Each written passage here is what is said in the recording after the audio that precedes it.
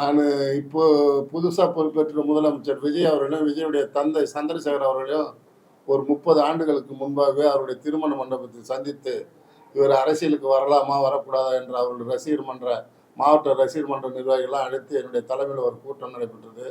அந்த கூட்டத்தில் சிறப்பு விருந்தினராக நான் கலந்து கொண்டு தம்பி விஜய் அவர்களுக்கு நான் அறிவுரை கூறிய நினைவுகள் எனக்கு வருகிறது. அப்போது அவர் தந்தையிடத்திலே நான் சொன்னேன், அவர் சினிமா துறைக்கு முழுமையாக முழுக்கு போட்டுவிட்டு அரசியலுக்கு வந்தால் நிச்சயமாக அவர் அரசியல் துளிப்பார் என்றேன். சினிமா துறையில் இருந்து கொண்டு அரசியலிலும் செயல்பட்டால் முடியாது என்று சொன்னேன். அப்பொழுது ஒரு நண்பர் கேட்டார், எம்ஜிஆர் மட்டும் அரசியலில் இருந்து கொண்டு சினிமாவில் இருக்கிறார் என்று கேட்டபோது நான் அவருக்கு பதிலளித்தேன், எம்ஜிஆருடைய நடைமுறைகள் வேறு, நடிகர் விஜயனுடைய நடைமுறைகள் வேறு. அவர் இப்போது திரைப்படத்தின் உச்சத்தில் இருக்கிறார். அதனால் அவர் திரைப்படத்தில் எவ்வளவு தூரம் நடித்து மக்களுக்கு அவர் சேவை செய்யவும் செய்துவிட்டு மீண்டும் ஒரு புனிதமான மக்களுக்கு சேவை செய்ய நிகழ்ச்சி தான் அரசியலாக இருக்க வேண்டும். அதனால் அவர் சினிமா துறைக்கு முழுக்கு போட்டு முழுமையான அவர் அரசியலுக்கு வருவாரானால் நிச்சயம் அவர் வெல்வதற்கு வாய்ப்பு இருக்குது என்று கூறினேன். அதையே நான் இந்த தேர்தலுக்கு முன்பாக நான் அவரை பற்றி ஒரு பேட்டி கொடுத்தேன். இதுபோன்று நான் ஊழலற்ற அரசியல் தருவேன் என்று கூறுகிறார். அப்படி இருக்கும்போது ஊழல்வாதிகளை சேர்த்துக்கொண்டு எப்படி ஒரு ஊழலற்ற அரசியல் தருவார் என்று நான் கூறினேன். இருந்தாலும் அவர் மக்களை ஏற்றுக்கொண்டார்கள். மக்கள் தீர்ப்பே மகேசன் தீர்ப்பு. அதனால் மகேசன் தீர்ப்பை ஏற்றுக்கொண்டு அவர் ஒரு நாட்டினுடைய முதலமைச்சராக பொறுப்பேற்றதனால் அவருடைய செயல்பாடுகள் சிறக்க வேண்டும், அவருடைய செயல்பாடுகள் தமிழக மக்களின் முன்னேற்றத்துக்காக இருக்க வேண்டும் என்று கூறி அவருடைய செயல்பாடுகள் சிறப்பாக இருக்கும். அதில் எந்த ஐயப்பாடும் இல்லை என்பதை நான் கூறிக்கொள்கிறேன். இந்த அரசியல் தலைவர்களோட சந்திப்பு இருக்குல்ல சார், அந்த சந்திப்பை பற்றி உங்களோட கருத்து என்ன? இந்த அனுமுறையை எப்படி பார்க்குறீங்க? ஒரு முதலமைச்சராக மரியாதை நிமித்தமாக சந்திப்பது ஒரு மூத்த அரசியல்வாதிகளை சந்திப்பதில் தவறில்லை. ஆனால் எல்லா அரசியல் தலைவரும் அவர் சந்திக்கிறன்ற போது அது நட்புக்கு இலக்கணமாக எடுத்துக்கொள்ளலாம்.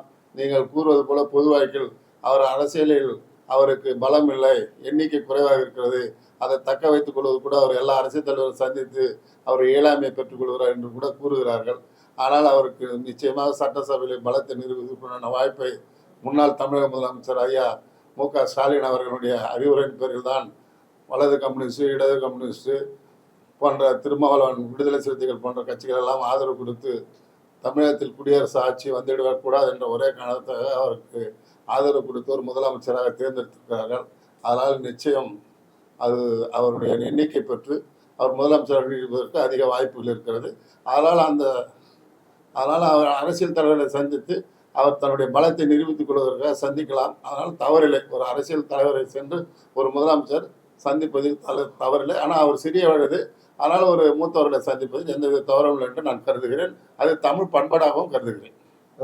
டிஎம்கே ஆட்சியில் ஒரு முறை மதுபான கடைகள் மூடப்படும் அப்படின்னு சொல்லியிருந்தாங்க. பட் விஜய் அவர்கள் அந்த மாதிரி எந்த ஒரு இதுவும் அறிவிப்பும் இல்லாமல் ஆட்சிக்கு வந்த உடனே பார்த்தீங்கன்னா நிறைய மதுபான கடைகளை மூடுறதுக்கான 800க்கும் மேற்பட்ட மதுபான கடைகளை மூடுறதுக்கு உத்தரவிட்டிருக்காரு. இந்த விஷயத்தை எப்படி பார்க்குறீங்க?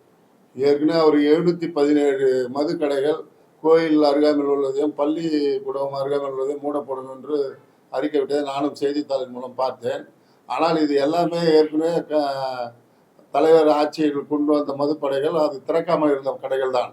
அது திறப்பதற்கு அனுமதி கொடுத்து கூட கோயில் இருக்கிறது, பள்ளிக்கூடங்கள் இருக்கிறது, திறக்கூடாது என்று அனுமதி பெற்று திறக்காமல் இருந்த கடைகளே ஒரு 300-400 கடைகள் இருக்கும், திறந்து வைத்துள்ள கடைகள் இருக்கும். அது ஒட்டுமொத்தமாக 717 கடைகள்.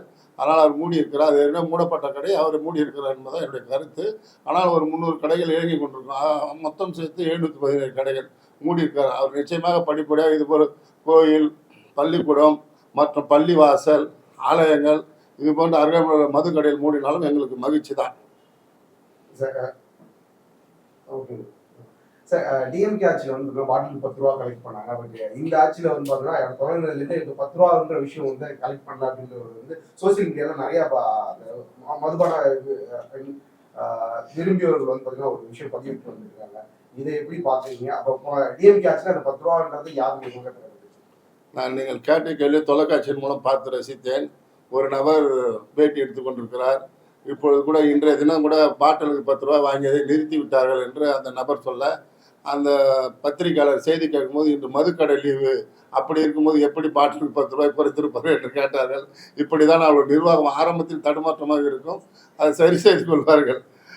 மதுக்கடை லீவு, அரசியலுக்காக தேர்தலுக்காக மதுக்கடை லீவு விட்டானது. தொலைக்காட்சியிலே அவர் நேரடியாக அறிக்கை விடுகிறார், இன்றைய தேதியிலிருந்து ரூபாய் பாட்டிலுக்கு வாங்கப்பட்டது நிறுத்தப்பட்டது 2 மணி அளவில் என்றார். உடனே செய்தியாளர் கேட்கிறார், இன்று மதுக்கடை விடுமுறையாச்சு, அது எப்படி 10 ரூபாய் குறைக்கப்பட்டது என்று. இதுதான் நிர்வாகத்துடைய ஆரம்ப நிர்வாகம். போக போக தான் இந்த நிர்வாகத்துடைய செயல்பாடுகள் தெரியும். அப்போதுதான் உண்மை எது என்று மக்களுக்கு தெரியும். அதே போன்று திரைப்பட தயாரிப்பாளர் சங்கத்தின் நிரந்தர உறுப்பினராகவும் முன்னாள் செயற்குழு நியமன செயற்குழு உறுப்பினராகவும் பணியாற்றி கொண்டிருக்கிறேன். இப்போது எங்கள் யுனிவர்சல் மூவி மேக்கர்ஸ் நிறுவனத்தில் 2வது திரைப்படமாக மிக விரைவில் ஆரம்பிக்க இருக்கிறோம்.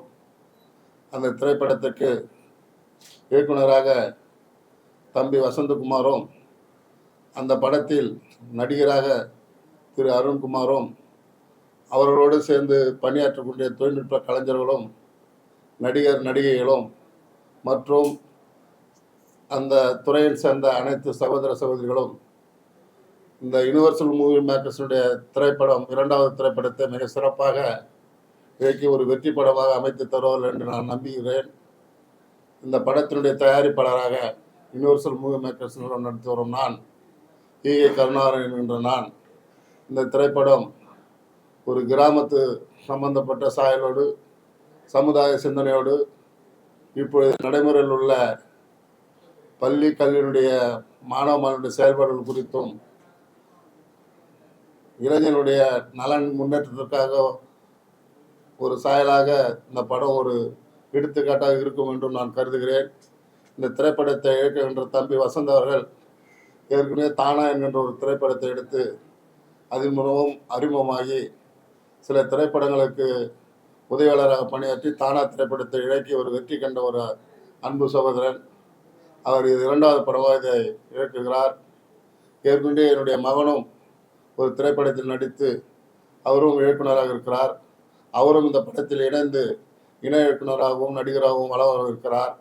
அவர்களோடு சேர்ந்து நடிக்கின்ற அனைத்து கலைஞர்களும் அவருடைய செயல்பாட்டுகளை இந்த படத்தின் மூலம் திறமைகளை வெளிப்படுத்தி இந்த திரைப்படம் மிக சிறப்பாக அமைந்து ஒரு வெற்றி படமாக இந்த தருணத்தில் இந்த சூழலில் மக்களின் மனதிற்கேற்றவாறு, மக்களின் மனநிலைக்கேற்றவாறு, மக்களின் செயல்பாடுக்கேற்றவாறு, மக்களின் முன்னேற்றத்துக்கு ஏற்றவாறு இந்த திரைப்படம் அமைய வேண்டும் என்று அன்போடு கேட்டுக்கொண்டு அவர்களை அறிமுகப்படுத்துகின்ற ஒரு நிகழ்ச்சியாக இயக்குனரும் இந்த படத்தில் நடிக்கின்ற தம்பி அருண்குமாரையும் இந்த தருணத்தின் மூலத்தில் அறிமுகப்படுத்தி அவர்களை உரையாற்ற விரும்புகிறேன். நான் முதல் அசிஸ்டன்ட் டைரக்டர் அந்த கம்பெனியில் தான் ஜாயின் பண்ணி பணியாற்றினேன். அதில் அப்போ அவங்க திருநாள்னு சொல்லிட்டு ஒரு படம் பண்ணியிருந்தாங்க.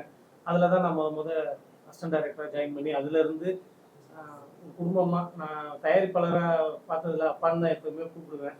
எனக்கு உட்காரவே இங்கே கொஞ்சம் சங்கடமாக இருக்குது. நான் ஒரு முன்னாடி உட்கார்ந்ததே கிடையாது. நான் அந்த மாதிரி தான் அப்படியே பயணிச்சுக்கிட்டு இருந்தோம். அப்போ நான் கஷ்டப்பட்டு திருப்பி ஒர்க் பண்ணி தானான்னு சொல்லிட்டு ஒரு திரைப்படம் டைரக்ஷன் பண்ணேன். அந்த படத்தில் வந்து திரு அருண்குமார் கருணாகரன் வந்து அதில் ஒரு வில்லன் கேரக்டர் பண்ணார். சிறப்பாக சூப்பராக பண்ணி கொடுத்தாரு. அப்பா எந்த திரைப்படமும் அவ்வளோ சீக்கிரம் பார்க்க மாட்டார். எனக்காக இந்த திரைப்படம் வந்து பார்த்து ரொம்ப பாராட்டினாங்க. அப்போ ஆஃபீஸ் கூப்பிட்டு நம்ம கம்பெனியில் நீங்கள் அடுத்து ஒரு படம் பண்ணுறேன்னு சொல்லி எனக்கு வாக்கு கொடுத்துருந்தாரு. அதை வந்து இப்போ அப்பா எனக்காக இந்த தருணத்தில் நிறைவேற்றி தர்றாப்புல. அது இந்த கம்பெனிலேயே நான் ஒர்க் பண்ணி இந்த கம்பெனிலேயே எனக்கு ஒரு படம் கிடைக்கிறது வந்து ரொம்ப சந்தோஷமாக இருக்குது. அப்பா உங்களுக்கு ஏற்ற மாதிரி அந்த படத்தை பெரிய லெவலில் வெற்றி பண்ணி கொடுக்குறோங்கிறது நான் இறைவன் வேண்டிக்கிறேன். சாரோட சன் வந்து மெயின் கேரக்டர் பண்ணுறாங்க. அது இல்லாமல் தம்பிராமையங்க, அப்புறம் முக்கியமான ஆர்டிஸ்ட்லாம் இருக்காங்க. இது இல்லாமல் மறைந்த இந்த நிழல் கலைஞர்கள் ஒரு 5 பேர் முக்கியமான ஆள் இருக்காங்க. அது எம்ஜிஆர், சிவாஜி சார், நம்பியார் சார், இந்த மாதிரி சில முக்கியமான கேரக்டர் இருக்காங்க. இது வந்து ஒரு கிராமத்துக்குள்ளே நடக்கிற முக்கியமான ஒரு சம்பவத்தை சொல்ல வருது. என்னன்னா, இன்னைக்கு தண்ணி, நீர், நிலம், நெருப்பு, ஆகாயம், காற்று எல்லாமே வந்து மக்களுக்கு பொதுவான ஒரு விஷயம். அதை யாருமே சொந்தம் கொண்டாட முடியாது. அதை பற்றி ஒரு முக்கியமான ஒரு கருத்து இந்த படத்தில் இருக்குது. அப்புறம் நாடகங்கள் ஏன் அந்த காலத்தில் போட்டாங்க, இவர் ஹரிச்சந்திரன் ஏன் உண்மையை பேசினாரு, ஏன் மதுரை கண்ணகி எரிச்சாங்க அப்படிங்கிற காரணம்லாம் ஏன் சொன்னாங்கன்னா, குழந்தைகள்லாம் நல்லா வளரணுங்கிறதுக்காக தான் அந்த மாதிரி நாடகங்கள்லாம் நடத்துனாங்க. அதெல்லாம் அப்படியே மருவி அது அப்படியே ஆபாசமாக நடனமாக அப்படியே பார்க்க வேண்டிய சூழ்நிலை ஆயிடுச்சு. அதெல்லாம் மாற்றி எதுக்கு அந்த நாடகங்கள்லாம் பண்ணாங்கங்கிற கருத்தையும் இந்த தண்ணி பிரச்சனையும் அப்போ ஒற்றுமையும் சொல்கிறது தான் அந்த படத்தோட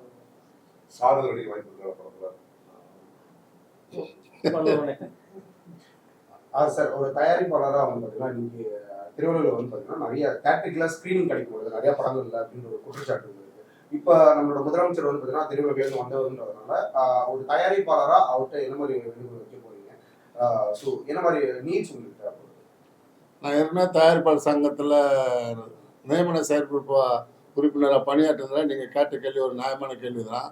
எனக்கு அதில் நிறைய அனுபவங்கள் இருக்குது. ஏற்கனவே செய்தி விளம்பரத்துறை அமைச்சர் அந்த சாமிநாதன் அவர்கள் இந்த திரைப்படத்துறைக்கு நிறைய சலுகைகளாக செஞ்சு கொடுத்தாருங்க. அதே மாதிரி ஏற்கனவே இருந்த துணை முதல்வர் உதயநிதி ஸ்டாலினும் அதுக்கு உண்டான வழிவகைலாம் செஞ்சு கொடுத்தாருங்க.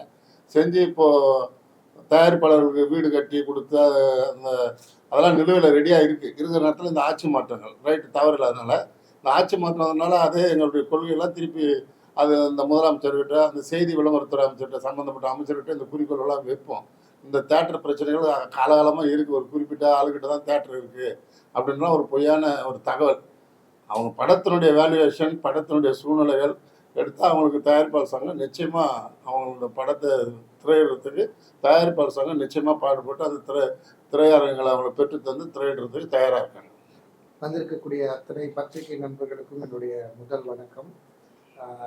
யூனிவர்சல் மூவி மேக்கர்ஸில் வந்து ப்ரொடக்ஷன் நம்பர் 2 இந்த ப்ரொடக்ஷன் நம்பர் 2ல் வந்து டைரக்டர் வசந்தகுமார் இந்த படத்தை இயக்குறாரு.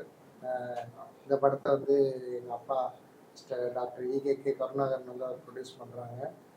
எனக்கு சினிமாவில் வந்து என்னை கையை பிடிச்சி உள்ளே கூட்டிகிட்டு வந்து நீ வந்து கலைத்துறையில் இருக்கணும் அப்படின்னு கூட்டிகிட்டு வந்தது எங்கள் அப்பா தான். ஸோ நான் காலேஜ் முடிச்சிட்ட பிறகு பிஸ்னஸ் தான் பண்ணணும் அப்படின்னும் போது அவருக்கு என்னை விட சினிமா துறை மீதும் கலை மீதும் அவருக்கு காதல் அதிகம். அப்போ அந்த நேரத்தில் அவர் வந்து அவருடைய கடின உழைப்பால் முன்னேறக்கூடிய நேரத்தில் இருக்கும்போது அவருக்கு இதிலெல்லாம் நடிக்கக்கூடிய விஷயங்களுக்கெல்லாம் அவருக்கு டைம் இல்லை. ஆனால் அவர் வந்து எங்கள் அப்பா வந்து ஒரு டி ராஜேந்திர மாதிரி அவர் ஒரு பெரிய ஜாம்பவன். அவர் நல்ல ஒரு அழகான ஒரு கவிதை கூட பேசக்கூடிய ஒரு ஆள், நல்லா நடிப்பார், நிறைய விஷயங்கள் கதை எழுதுவாங்க. ஸோ அவருக்கு அந்த ஆசை அவருக்கு இன்பில்ட்டாக இருக்குது. ஸோ அதனால் அவர் வந்து என்ன ஏதாவது ஒரு வகையில் சினிமாவில் கொண்டு வரணும்னு ஆசைப்பட்டாங்க. நாங்கள் 2008 வந்து திருநான்னு சொல்லிட்டு ஒரு படம் பண்ணோம். அந்த நேரத்தில் வந்து எனக்கும் எங்கள் அப்பாவுக்கும் சினிமான்றது முழுசாக தெரியுமானா தெரியாது. பட் எங்கள் அப்பா யூஸ்வலாக எல்லாருமே நம்புவாங்க. அது மாதிரி அந்த படம் சிலரால் நம்பப்பட்டு நிறைய பணங்கள் செலவழிக்கப்பட்டும் அந்த படம் பெருசாக ஷூட் போல் கம்ப்ளீட் ஆகலை. அது அப்படியே நின்றுச்சு. பட் இருந்தாலும் நம்ம தொட்ட விஷயத்தை விட்டுறக்கூடாது அப்படின்னு சொல்லிட்டு ஒரு 18 வருஷம் கழித்து திருப்பி யூனிவர்சல் மூவி மேக்கர்ஸில் ப்ரொடக்ஷன் நம்பர் 2 அப்படின்னு சொல்லிட்டு நாங்கள் இந்த படத்தை பண்ணுறோம். நிறைய எதிர்பார்ப்புகள் இருக்குது இந்த படத்து மேலே. இந்த படம் வந்து பார்த்துக்கிட்டிங்கன்னா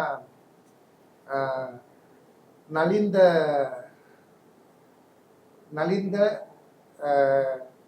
ஸ்டேஜ் ஷோஸ் பண்ணக்கூடிய நடிந்த கலைஞர்களை பற்றின சில ஒரு விஷயங்கள்லாம் வசந்த்குமார் சொன்னார். அதெல்லாம் வந்து உண்மையாலுமே கேட்கும்போது ரொம்ப ரியாலிட்டியில் இப்போவும் நடந்துட்டு இருக்க விஷயங்கள் அப்படின்னு சொல்லும் போதெல்லாம் ஆமாம் இல்லை, இப்போ உலகம் எங்கே போயிட்டுருக்கு, இங்கே வந்து எல்லார் கையிலையும் ஃபோன் இருக்குது, யூடியூப் இருக்குது, எல்லாமே இருக்குது. பட் ஆனால் வந்து இன்னும் இந்த ஸ்டேஜ் ஷோஸ் மட்டுமே நம்பிட்டு இருக்க மக்கள் என்ன பண்ணுவாங்க அப்படின்ற ஒரு விஷயம் வந்து அவர் சொல்லும் போது தான் அதோட ஆழமான விஷயங்கள் எங்களுக்கு புரிய ஆரம்பிச்சது. ஸோ அதை வந்து கண்டிப்பாக பண்ணணும் அப்படின்ற ஒரு அப்பாவுக்கு அந்த ஒரு விருப்பம் இருந்தது. அதனால் இந்த படத்தை நாங்கள் வந்து இப்போ ஸ்டார்ட் பண்ணியிருக்கோம். படத்தில் நிறைய டெக்னீஷியன்ஸ் வந்து இருக்காங்க. அதை நாங்கள் அடுத்த ஒரு ப்ரெஸ் மீட்டில் நாங்கள் அதை கன்ஃபார்ம் பண்ணிவிட்டு சொல்லலாம் அப்படின்னு சொல்லிட்டு. இந்த படம் நல்லபடியாக வரணும். உங்கள் எல்லோரோட சப்போர்ட் எங்களுக்கு வேணும். இந்த படத்தில் வந்து தம்பிராமையா சார், அதுக்கப்புறம் நட்டி சார், அது மாதிரி இன்னும் நிறைய ஃபெமிலியர் டெக்னீஷியன்ஸ் இருக்காங்க. நிறைய ரொம்ப அனுபவம் வாய்ந்த நிறைய டெக்னீஷியன்ஸ் எல்லாமே இருக்காங்க. இது ஒரு சின்ன பட்ஜெட்டில் தான் இந்த படம் நாங்கள் பண்ணுறோம். இந்த படத்தை வெற்றிகரமாக முடித்து யூனிவர்சல் மூவி மேக்கர்ஸ்ன்றது வந்து நாங்கள் ரொம்ப ஆசாசியாக உருவாக்கின ஒரு நிறுவனம். இந்த நிறுவனத்தில் நிறைய புதுமுக இயக்குநர்களை வந்து அடுத்து உள்ளே கொண்டு வரணும் அப்படின்றது அப்பா ஆசை. இன்னைக்கு நான் எங்கள் பேனரில் படம் பண்ணணும்னு நினைக்கிற அத்தனை இயக்குநர்களுக்கும் சொல்கிற விஷயம் ஒன்றே ஒன்று தான். ப்ரொடியூசரை வாழ வைக்கணும்னு நினச்சிட்டு கண்டிப்பாக ஒரு ஸ்கிரிப்ட் எடுத்துகிட்டு வாங்க. ப்ரொடியூசர் நல்லா இருக்கணும்னு நினச்சி வாங்க. உண்மையாக அவங்களுக்கு ஒரு படம் பண்ணி கொடுங்க. ஒரு ப்ரொடியூசர் நல்லா இருந்தாருன்னா நீங்கள் ஜெயிக்கிறது மட்டும் இல்லாமல் உங்களுக்கு பின்னாடி வரக்கூடிய அத்தனை இயக்குநர்களும் ஜெயிச்சுட்டே இருப்பாங்க. இப்போ நம்ம மறைந்த நம்ம ப்ரொடியூசர் சௌத்ரி சார் மாதிரி வந்து பார்த்திங்கன்னா அவர் அத்தனை புது டைரக்டர்ஸ்க்கு வாய்ப்பு கொடுத்த ஒரு பெரிய ஜாம்பவான். அவர்லாம் வந்து எப்படி வந்த ஒரு புது இயக்குனரை நம்பி படம் பண்ணார். இங்கே ஒவ்வொருத்தவங்களுடைய திறமைகளை வளர்த்துக்கிட்டு ஒருத்தங்கிட்ட ஒர்க் பண்ணிட்டு வாங்க, கற்றுக்கிட்டு வாங்க, நான் இந்த படம் டெக்னீஷியனாக ஒர்க் பண்ணியிருக்கேன் அப்படின்ட்டு வாங்க, ஒரு நல்ல கதையை கொண்டு வாங்க, ப்ரொடியூசரை வாழ வைங்க. உங்களுக்கு மட்டும் இல்லாமல் அடுத்து உங்கள் நண்பர்கள், உங்களுக்கு தெரிஞ்சவங்க எல்லாருமே படம் பண்ணணும். இது நான் என் ப்ரொடக்ஷனுக்கு சொல்லலை, பொதுவாக எல்லா ப்ரொடக்ஷனுக்குமே ப்ரொடியூசரை வந்து நம்ம சேஃப் ஜோனில் வச்சுக்கணுன்ற ஒரு எண்ணத்தோட படம் பண்ணுங்க, கண்டிப்பாக பண்ணலாம். நானும் ஒரு இயக்குனராக ட்ரை பண்ணிட்டு இருக்கேன். அப்பா ப்ரொடியூசரு நீயே வெளியில் ட்ரை பண்ணுற அப்படின்னா இல்லை, நான் வெளியில் போய் ட்ரை பண்ணணும் அப்படின்றதுக்காக நானும் 2-3 கம்பெனிஸ் எல்லாம் அலைஞ்சிட்டு இருக்கேன்.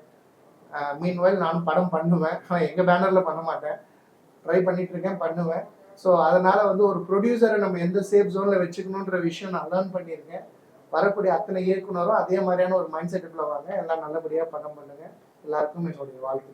உங்க பேனர்ல பண்ணக்கூடாதுன்றதுக்கான தயக்கம் எங்க அப்பா எனக்கு நிறைய செலவு பண்ணிட்டாரு சார். உண்மையா சொல்லணும்னா எங்க அப்பா எனக்கு நிறைய செலவு பண்ணிட்டாரு. அதனால திருப்பி அவர் எனக்கு செலவு பண்ண வேணாம்னு நினைக்கிறேன். அவர் என்ன எதிர்பார்க்கறாருன்னா, ஏற்கனவே படம் எடுத்து ரொம்ப பாதிக்கப்பட்டிருக்கும், திருப்பி ஒரு மகன் என்ற ஒரு முறையில் அவருக்கு பீரிடம் கொடுத்து அவர் கேர்லெஸ்ஸாக நடந்து போகிறப்போ அந்த அச்சங்கள்லாம் இருக்குது. அந்த அச்சத்தை வெளிப்படுத்த அவர் வெளியில் போய் இப்போ ஒரு அளவுக்கு 2-3 படத்துக்கு அசிஸ்டன்ட் டைரக்டராகி ஒரு திறமையை வளர்த்துக்கிட்டாரு. அதனால் அவர் சொல்கிற மாதிரி வெளியில் போய் இழக்கிறத விட எந்த இடத்துல இழக்கினாலும் அவர் டைரக்டர் தானே, அவருக்கு எங்கள் கம்பெனிலே தொடர்ந்து தயாரிப்பாளர் டைரக்டர் ஒரு அந்தஸ்து கிடைக்கும். அது மிக விரைவில் நடக்கும். நல்லா இறைவன் அவர்களால் அத்தனை நடக்கிறதுக்கு வாய்ப்பு இருக்குது. இந்த படத்தில் அப்பாவோட இணைஞ்சு நடிக்கிறதுக்கு வாய்ப்பு இல்லை, இந்த படத்தில் நான் ஒரு முக்கியமான ஒரு வேடம் நடிக்கிறேன். அப்பாவை வந்து நடிக்க வைக்கணுன்றது வசந்தோட ஆசையும் கூட. அதுக்கேற்ற மாதிரியான ஒரு கதாபாத்திரம் வந்தது அப்படின்னா, அதுக்கேற்ற மாதிரியான ஒரு கதாபாத்திரம் வந்ததுன்னா கண்டிப்பாக அவர் தெரியல வருவாங்க. சார் சினிமாவுக்கு அரசுக்கு வர்றாங்க, உங்களுக்கு எதுவும் அப்படி போயிட்டா சார்? பொதுவாகவே என்கிட்ட எல்லாம் என்னோட நண்பர்கள்ல இருந்து தெரிஞ்ச வட்டாரங்கள் எல்லாமே கேட்பாங்க, அப்பா அரசியலில் இருக்காங்க, அப்போ நீங்களும் பாலிடிக்ஸில் என்ன இருக்கீங்கன்ட்டு. எனக்கு பாலிடிக்ஸ் தெரியாது சார். எனக்கு தெரிஞ்சது வந்து பிஸ்னஸ்ஸு, அடுத்தது நான் ரொம்ப அதிகமாக நேசிக்கிறது சினிமா. எனக்கு இது 2 மட்டும் தான் சார் தெரியும். எப்போ ஸ்டார்ட் பண்ணுறீங்க? ஆஃபீஸில் பூஜை போட்டுட்டோம், போயிட்டுருக்க process. June 1st or 2nd week வந்து ஷூட் போகிற மாதிரி. யூனிவர்சல் மூவி மேக்கர் சார்பில் ஈகை டாக்டர் கே கருணாகரன் வந்து 2வது படம் தயாரிக்கிறாரு. அதில் முதல் படம் வந்து காதலி என்னை காதலி அப்படின்னு ஒரு டைட்டில் ரிலீஸ் பண்ணார். அவர் கொஞ்சம் கேப் விட்டார், இந்த எலெக்ஷன் அதெல்லாம் வந்ததுனால அந்த வேலையெல்லாம் முடிச்சுட்டு இப்போ வந்து அடுத்த படத்துக்கான வேலையை ஆரம்பிச்சிருக்காரு. விரைவில் அதுக்கான பூஜை இருக்கும் போது அந்த படத்தை வசந்த் டைரக்ட் பண்ணுறாரு. அதில் அருண்குமார் வந்து ஒரு கீ போஸ்டில் நடிக்கிறாரு. மற்ற ஆர்டிஸ்ட்லாம் தேர்வு நடந்துகிட்ருக்கு. இதில் வந்து பிரபல முன்னணி கதாநாயகியும் அதில் பங்கு பெற இருக்கிறாங்க, பேச்சுவார்த்தை நடந்துகிட்ருக்கு. ஸோ இதெல்லாம் அடுத்தடுத்து உங்களுக்கு வந்து ப்ரெஸ் ரிலீஸு உங்களுக்கு வரும். சினிமா மேலே உள்ள ஆர்வத்தில் புது கலைஞர்களையும் புது நடிகர்களையும் நடிகைகளையும் இதில் நடிக்க வைக்கிறதுல ஒரு தீவிரமான இதில் இருக்கிறார் டாக்டர் கருணாகரன். இது வந்து சினிமா சம்மந்தப்பட்ட விஷயம் வருது. இது போக அவர் வந்து தமிழ்நாடு டாக்டர் கலைஞர் கட்டுமான பணி மற்றும் அமைப்பு சாரா தொழிற்சங்கம் ஒரு அமைப்பு வச்சிருக்கிறாரு. அதில் கிட்டத்தட்ட 10,000 உறுப்பினர்கள் இருக்காங்க. அதில் வந்து மாநில தலைவராக ஈகை கருணாகரன் இருக்கிறாரு. மாநில துணைத் தலைவரில் 2 பேரில் ஒன்று நான் விஜயமுரளி இருக்கிறேன், இன்னொருத்தர் வந்து கணேசன் இருக்கிறாரு, ஜெயச்சந்திரன் இருக்கிறாரு. செயலாளர் பொருளாளர் வந்து தேவன், பொதுச்செயலாளர் தேவன், சக்கரவர்த்தி பொருளாளர், ஜெயச்சந்திரன் ஒரு துணைத் தலைவராக இருக்கிறாரு. அப்புறம் மோகன் வந்து இசி மெம்பராக இருந்து அலுவலர் மேனராகவும் பார்த்துட்டு இருக்கிறாரு. இப்போ அந்த அமைப்பு சங்க சார்பில் புதிதாக தேர்வு பெற்ற நம்ம தமிழ்நாடு சிஎம் தமிழக வெற்றி கழகத்தோட முதல்வர் விஜய் அவர்களுக்கும் அவருடைய அமைச்சர் சகாக்களுக்கும் தேர்ந்தெடுக்கப்பட்ட சட்டமன்ற உறுப்பினர்களுக்கும் இந்த அமைப்பு சங்கம் சார்பில் வாழ்த்துக்களையும் பாராட்டுக்களையும் தெரிவிச்சுக்கிறோம். அதே சமயம் ஆளுங்கட்சியாக இருந்து இன்னைக்கு எதிர்கட்சியாக மாறி இருக்கிற திராவிட முன்னேற்ற கழகத்தின் சட்டமன்ற எதிர்க்கட்சி தலைவராக பொறுப்பேற்றிருக்கிற உதயநிதி ஸ்டாலின் அவர்களுக்கும் இந்த சங்கம் சார்பில் நாங்கள் வாழ்த்துக்களையும் பாராட்டுகளையும் தெரிவிச்சுக்கிறோம். ஸோ தொடர்ந்து திரைப்படங்களுக்கு எந்த அளவுக்கு வந்து முன்னுரிமை கொடுத்து பண்ணுறாங்களோ அது மாதிரி இந்த தொழிலாளர்களுக்கும் அவங்க வந்து ஒரு முன்னுரிமை கொடுத்து அவங்களுக்கான வாழ்வாதாரத்துக்கு ஒரு அடிப்படையை ரெடி பண்ணி கொடுக்கணும். அவங்களுக்கு எல்லா வசதிகளும் கிடைக்கணுங்கிறது இந்த சங்கத்தோட நோக்கம். அதை வந்து முன்னெடுத்து டாக்டர் கே கருணாகரன் வந்து அதை வந்து இம்ப்ளிமெண்ட் பண்ணணுங்கிறது தீவிரமாக இருக்கிறாரு. அதுக்காக விரைவில் மிகப்பெரிய ஒரு கூட்டம் ஒன்று ஏற்பாடு பண்ணுறாங்க. அந்த கூட்டத்தில் நிறைய தீர்மானங்களை நிறைவேற்ற போகிறாங்க. இது விஷயமா இப்போ ஒரு நம்ம மாநில தலைவர் கருணாகரன் அவர் பேசுவார். சங்கத்தின் சார்பாக புதிதாக தேர்ந்தெடுக்கப்பட்ட முதலமைச்சர் அவர்களையும் அந்த தொழிற்சங்க சம்பந்தப்பட்ட அமைச்சரையும் நேரில் சந்தித்து தொழிற்சங்கத்தின் சார்பாக அவங்களுக்கு மனுக்கள் கொடுத்து தொழிலாளர்களுடைய இன்னல்கள் என்ன முறையில் இருக்கிறது, அவருடைய வளர்ச்சிக்கு என்னென்ன செயல்பாடுகள் செய்ய வேண்டும், ஏற்கனவே தொழிலாளர்களுக்காக என்னென்ன நிதிகள்லாம் ஒதுக்கப்பட்டிருக்கிறது, அந்த நிதிகளெல்லாம் எந்த முறையில் மக்களுக்கு போய் சேருகிறது சேரவில்லை என்பதெல்லாம் நாங்கள் ஒரு புத்தகமாக ரெடி பண்ணி வச்சுருக்கோம். அது சம்மந்தப்பட்ட தொழில்துறை அமைச்சர்கிட்டும் முதலமைச்சர் கவனத்துக்கு எடுத்துகிட்டு போயிட்டு தொழிலாளர்களுடைய முன்னேற்றத்திற்காகவும் தொழிலாளர் குடும்பத்தாருக்கும் மிக விரைவில் ஒரு முன்னேற்றம் ஏற்படுவதற்குண்டான வகையில் அவர்கள் வாழ்வாதாரம் வளர்வதற்குண்டான வகையில் முதலமைச்சரை சந்தித்து அதுக்குண்டான முயற்சிகளை எடுப்போம் என்று இந்த சங்கத்தின் சார்பாக கேட்டுக்கிறேன். அதே சமயத்தில் எங்களுடைய திரைப்படம் யுனிவர்சல் மூவி மேக்கர்ஸில் நடிப்பதற்கு விருப்பமுள்ளவர்கள் எங்களுடைய சினிமா அலுவலகத்தை நாடி இயக்குநரை சந்தித்து அவர்கள் வாய்ப்பு கேட்டபடி நடிப்பதற்கு வாய்ப்பு அளிக்கப்படும். அதனால் இந்த அலுவலகத்தினுடைய முகவரி number 2 United India colony, Kodambakkam, Chennai 24. Universal movie maker cinema கம்பெனியுடைய பெயர், இயக்குனர் பேர் வசந்த். அதனால் அவங்க வசந்தை தொடர்பு கொண்டு நடிக்கிறதுக்கான வாய்ப்பு அவர்கள் தகுதிக்கு ஏற்றவாறு வாய்ப்புகள் அளிக்கப்படும். விருப்பமுள்ளவர்கள் அணுகி அவர்களுடைய விருப்பத்தை தெரிவித்தால் அதற்குண்டாவாறு வாய்ப்புகள் அளிக்கப்படும் என்பதையும் அருமை சகோதரர் கட்டிட சங்கத்துடைய மாநில துணைத் தலைவர் விஜய் முரளி அவர்களுக்கும் வந்திருக்கும் பத்திரிகையாளர்களுக்கும் இங்கு கூடியிருக்கும் அனைத்து நண்பர்களுக்கும் அதே போன்ற படத்தில் இப்பொழுது நடித்து கொண்டிருக்கும் தம்பிக்கும் இந்த திரைப்பட நடிகர்களுக்கும் நன்றியினை தெரிவித்துக் கொள்கிறேன்.